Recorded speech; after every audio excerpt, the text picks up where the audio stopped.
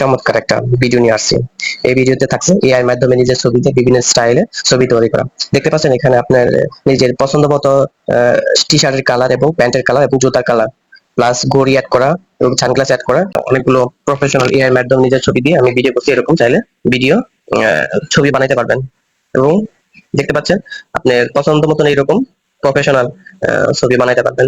3D system, আপনি পছন্দ মতন কালার টি শার্ট এবং চশমা, ঘড়ি এবং শার্টের প্যান্টের কালার, শুর কালার দিয়ে আপনি নিজ পছন্দ অনুযায়ী প্রম্পট ঠিক করে ছবি মেক করতে পারবেন এআই এর মাধ্যমে।